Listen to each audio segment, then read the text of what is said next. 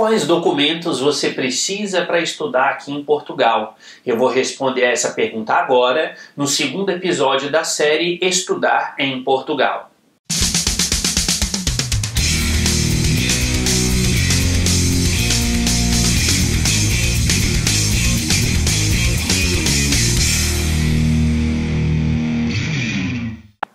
Olá pessoal, aqui é o professor Matheus e eu estou aqui trazendo para vocês hoje o segundo episódio da minha série Estudar em Portugal. No episódio anterior, o primeiro episódio que você vê aqui no meu canal, eu falei sobre estudar fora do Brasil, por que é importante estudar fora do Brasil e falei aí especificamente sobre a questão da inscrição nas duas universidades aqui da cidade de Lisboa que eu conheço bastante, que é a Universidade de Lisboa, chamada de Clássica, e a Universidade Nova de Lisboa. Então, se você ainda não viu o primeiro episódio, dá uma olhadinha, né, porque eu trouxe aí algumas informações um pouco mais gerais, e no episódio de hoje eu vou então explicar para vocês, falar para vocês sobre os documentos que vocês precisam ter para poder estudar aqui em Portugal. Antes de começar, eu quero apenas fazer aquele lembrete que eu sempre faço no início dos meus vídeos. Em primeiro lugar, te convidar a conhecer a minha campanha no Apoia-se. Então, para isso, basta você clicar no link que está aqui embaixo, na descrição desse vídeo. E também pedir para que você se inscreva aqui no canal. Se você ainda não for inscrito, inscreva-se. Tem aí o botãozinho vermelho de inscrever aí embaixo do vídeo. Tem aquele sino, não se esqueça de clicar no sino, porque assim você vai receber as notificações dos próximos episódios dessa série que eu vou disponibilizar por aqui e também dos próximos vídeos que eu vou colocar aqui no meu canal. Então vamos lá, pessoal. Quais são os documentos que vocês precisam ter para poder estudar aqui em Portugal? Eu vou dividir esse vídeo em duas partes. Em um vídeo só, não se preocupe. Mas eu vou falar sobre dois documentos diferentes, na verdade. O primeiro grupo são os documentos que as universidades pedem para que você possa fazer a sua matrícula. E outra coisa, ou outro conjunto, são os documentos para você obter a autorização de residência em Portugal. Então vamos começar pelos documentos que as faculdades pedem. Tá? Então aqui eu também, e assim como fiz no vídeo passado, eu vou dar uma lidinha porque é muita coisa, né, para deixar isso claro para vocês. Lembrando aqui que eu vou falar sobre a Nova e sobre a Clássica, as duas universidades em Lisboa, e eu vou falar aqui sobre os documentos que as faculdades de Direito pedem para você estudar em uma dessas duas faculdades. Agora, se você tiver aí interesse em fazer algum outro curso, deixe aqui nos comentários, né, a sua dúvida, né, sobre os outros cursos. No primeiro episódio, algumas pessoas já deixaram algumas perguntas, então eu vou responder a essas perguntas um pouquinho mais para frente. Inclusive, por exemplo, se você tiver interesse em fazer uma graduação aqui em Portugal, né, porque aqui, lembrando, eu estou falando sobre mestrado e doutoramento, então se de repente você tem interesse na graduação, que em Portugal é chamada de licenciatura, deixa aí também nos comentários as suas dúvidas e eu vou juntar todas essas dúvidas e vou responder ao final dessa série, respondendo aí, tirando todas as dúvidas que vocês tiverem sobre outros cursos ou sobre outras faculdades que vocês tiverem interesse. Então, voltando aqui, vamos falar aqui da Nova e da Clássica, né, no âmbito do direito, e os documentos, então, que são necessários para o mestrado e para o doutoramento, como eles chamam aqui em Portugal. Então, começando pela Nova. A Nova, ela exige os seguintes documentos para que vocês possam fazer a inscrição no processo seletivo para o mestrado em Direito. Então, primeiro é uma carta de motivação. Segundo, um currículo vitae no modelo europeu. Então eu vou colocar aqui na descrição do vídeo o link para que vocês entrem no site que faz esse modelo, esse currículo no modelo europeu. É muito simples, né? É igual um currículo vitae brasileiro, vamos colocar assim. Eles têm apenas ali alguns detalhezinhos, um formato específico. Então, repito, é bastante simples, está em português português, então é só você dar uma olhadinha aí no link que eu vou colocar aqui na descrição do Europass, que é para esse currículo vitae europeu. Então, voltando, né, para o mestrado, carta de motivação, esse currículo vitae no modelo europeu e uma cópia do seu certificado de conclusão de curso, no caso da sua graduação. Já no caso da clássica, também para o mestrado em Direito, eles exigem que vocês enviem um passaporte, a cópia ali do passaporte, um currículo vitae, um certificado de conclusão de curso, mas além disso eles pedem também um histórico escolar e uma declaração com a média final da sua graduação. Então, se no seu histórico não tiver essa média, então vocês vão precisar pedir na faculdade de vocês, onde vocês fizeram a graduação, esse documento contendo a média, para que você possa então enviar para a clássica, para a Universidade de Lisboa. Por sua vez, no caso do doutoramento, o que a nova exige? Vamos começar pela nova. Ela exige um seu currículo acadêmico, e esse currículo acadêmico corresponde basicamente ao seu histórico. E aí o histórico da graduação e do mestrado. Ela exige um currículo científico, ou seja, são as publicações que você já realizou, seja na forma de artigos, seja na forma de capítulos de livros, seja participação em eventos. Então aqui vejam que para realizar o doutoramento eles exigem essa comprovação da sua atividade acadêmica que você já tenha feito antes. Eles pedem também um currículo profissional, então você precisa enviar, né, esse currículo profissional, no caso do seu trabalho, do que você já fez em termos de trabalho, para ver se existe ali uma vinculação à área acadêmica que eles estão propondo no doutoramento. Você precisa ter conhecimentos de inglês, né, e você precisa também enviar uma carta de motivação.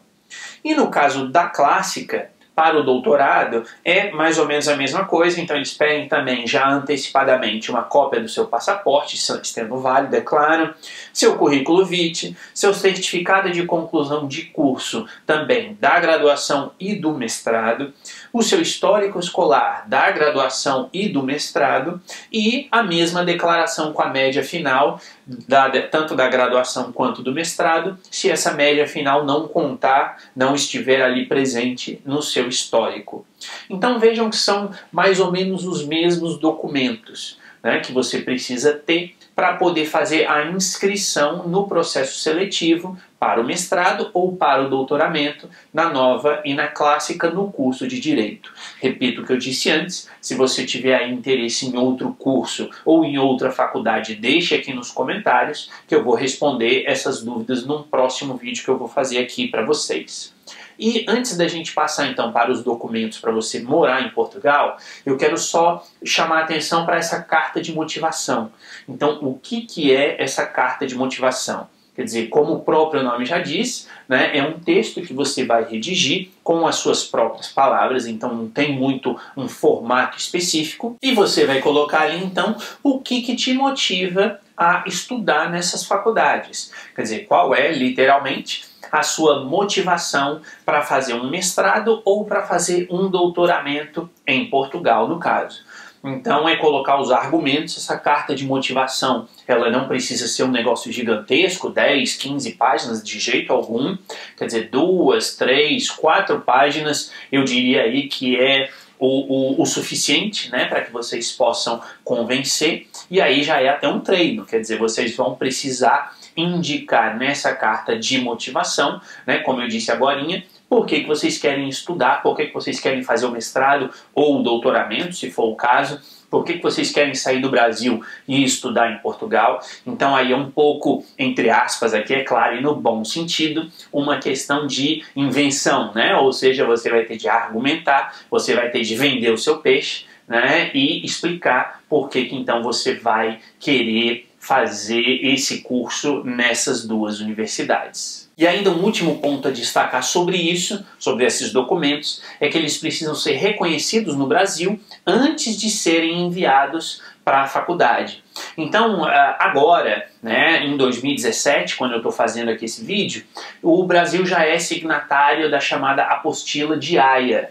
Então, é mais fácil fazer esse reconhecimento, e aí procurem aí na internet, né, como fazer o reconhecimento com base nessa Apostila de Haia. E é muito mais fácil porque quando eu fiz em 2014, eu tive de ir ao cartório para poder reconhecer a firma do reitor da Universidade de Brasília, né, que estava ali no meu diploma, para comprovar que o diploma era original. E uma vez reconhecido no cartório, eu tive de ir no Ministério das Relações Exteriores brasileiro, para que eles reconhecessem aquele documento como sendo um documento legítimo, para só depois eu poder enviar esses documentos para a faculdade para que eles fossem aceitos. Então foi uma burocracia, deu um trabalhozinho. Hoje é mais fácil, como eu disse. Então procurem, pesquisem sobre como fazer esse reconhecimento dos documentos de vocês conforme essa apostila de Haia, porque as faculdades vão exigir isso de vocês. Para a matrícula na faculdade, basta seguir esse processo de Haia, que está tudo resolvido, não vai ter problema algum para vocês. Vamos passar agora para o segundo conjunto de documentos, que são os documentos para você viver em Portugal, legalizado em Portugal, né?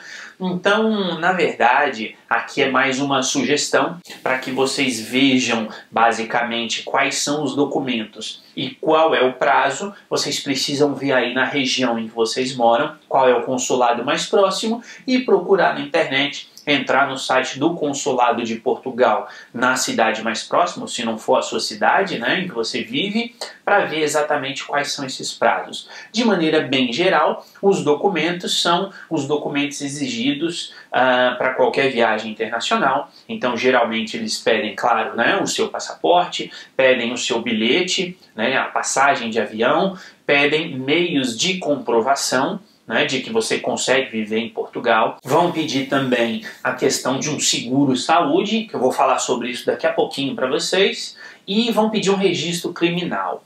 Tá? Então, deem uma olhadinha, repito, no site da Embaixada de Portugal, também vou deixar o link aqui embaixo, né? Tem aí mais informações para que vocês possam ver exatamente quais são os documentos que eles pedem. Agora, o que é importante, que aí é até talvez mais importante do que os documentos, é essa dica que eu vou passar agora para vocês, que é a seguinte. O Brasil, né, o brasileiro, quando ele vai para a Europa, né, ele não precisa de visto se ele for ficar até 3 meses. Então, no caso, indo para Portugal, em princípio, você vai para estudar, mas você pode entrar no país como turista.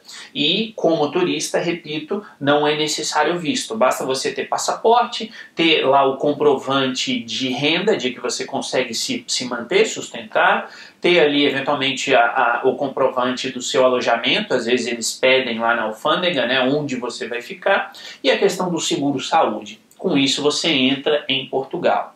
E aí, uma vez que você entra em Portugal, você vai precisar pedir a autorização de residência. Por quê? Porque o seu visto de turismo, né, ele vai valer por 3 meses e ele pode ser renovado por mais 3 meses. Então, em tese, você tem o direito de ficar em Portugal sem visto, sem nenhum problema, por 6 meses. Mas lembre-se do que eu falei no episódio anterior dessa série. Quer dizer, as aulas vão de setembro até maio.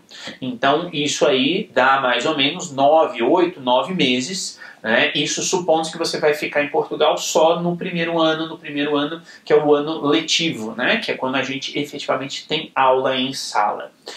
Então, nesse caso, você, repito, vai precisar, em algum momento da sua estadia, pedir a autorização de residência. E aí é que vem a dica. Se você vem do Brasil com visto de turista, né? Ou seja, você vem sem visto, no caso, né? Porque não existe um visto de turista, você simplesmente vem sem visto, não precisa, turista não precisa de visto, repito. Então você entra em Portugal como turista e aí depois você vai ao SEF. O SEF é o Serviço de Estrangeiros e Fronteiras, que é o órgão responsável por dar essa autorização de residência para quem quer ficar por mais tempo em Portugal. Se você fizer isso, você vai ter mais facilidade no início, porque você não vai precisar ir no consulado, não vai precisar de nada, você simplesmente pega o avião, eles vão bater o carimbo quando você chegar e pronto, ponto final. Mas você vai ter mais trabalho depois para conseguir essa autorização de residência. E por que você vai ter mais trabalho? Porque você vai ao CEF e aí você vai ter de justificar por que você veio para estudar, mas entrou como turista.